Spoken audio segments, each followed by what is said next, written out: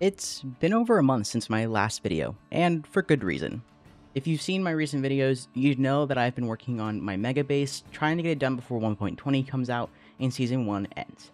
And as Exuma has explained in his latest snapshot video, when Mojang releases the update music, we are getting closer to the release of the next update. Meaning, I'm running out of time. So instead of my original plan where you'd see segments of the build at a time, you're not going to see any of this build until it's done. So, with that change of plans, I've decided to instead provide you with a quick update video about all the other things I've done in the past month. So that being said, let's catch up, shall we?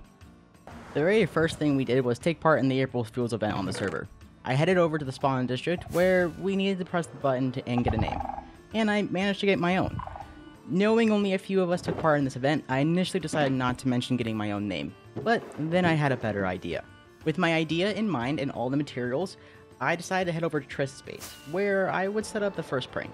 Once at her base, I looked around for a good spot to build before digging down just above bedrock level. Once at the bottom, I added a hopper, a chest, and a carpet, so that if Trist respawned far away, her stuff wouldn't despawn. Before adding a trapdoor, then heading back to the surface to set up the rest of the prank. Next, I needed to set up the redstone so that when Triss triggered this trap, she would fall where an endermite would be waiting to finish her off.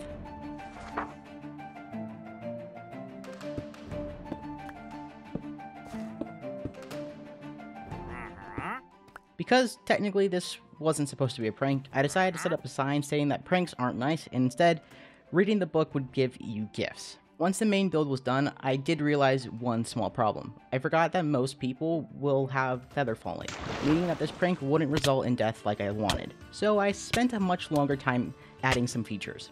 I decided to add some extra lava and a dispenser with a few poison potions to deal some extra damage.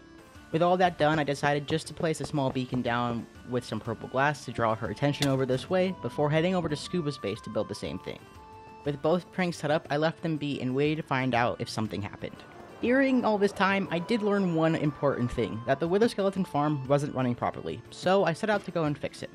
The problem was that the dogs wouldn't kill any of the skeletons if I wasn't on the server, which I knew might be a problem when I built it, so I had a backup plan. First, I need to get rid of the dogs, and I promised I'm not a monster, so I moved them back to the overworld where they would spend the rest of their time. With the dogs and the old system out of the way, I needed to move the AFK platform. Instead of AFKing above the nether roof, we are now going to be AFKing just below the farm at Y level 12. This would allow there to be minimal spawn proofing needed to be done, and would allow players to use a looting sword, increasing the rates of this farm.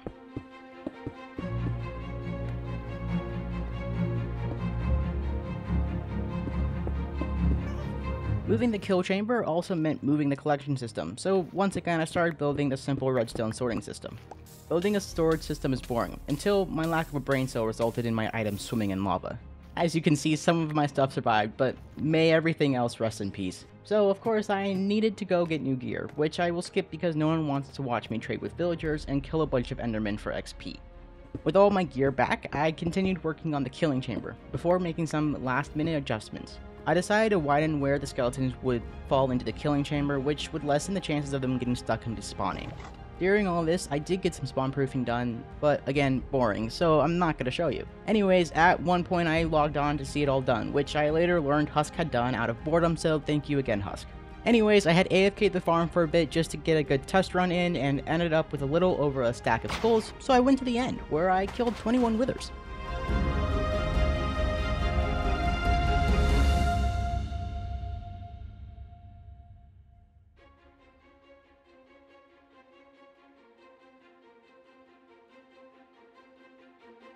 Withers and skeletons out of the way, Triss and Scuba learned that I wasn't pranked, and Triss took it upon herself to get me back. At base, I was greeted with a giant version of my head, where removing portions of my face resulted in mobs coming to almost kill me. And chickens. A lot of chickens. Once finishing off all the mobs, I noticed some snow golems over by the base, and some enderman heads lying all over the place. Eventually, I decided to clean up the golems, where I managed to get a golem head, which is pretty cool. And look for all the enderman heads Triss had laid about. At the time, I did manage to find all but one head, and now a month later, I still haven't found it. Anyways, there is the update video, with all the funny business that went down during the month I was gone. Again, I will continue to work on the base, and once finished, I will post an entire video dedicated to all the work that has gone towards it, so be on the lookout for that in the future. That being said, I hope you guys did enjoy. If you did, please leave a like, subscribe if you're brand new and want to see more episodes in the future, and I hope to see you all in the next one. Peace out.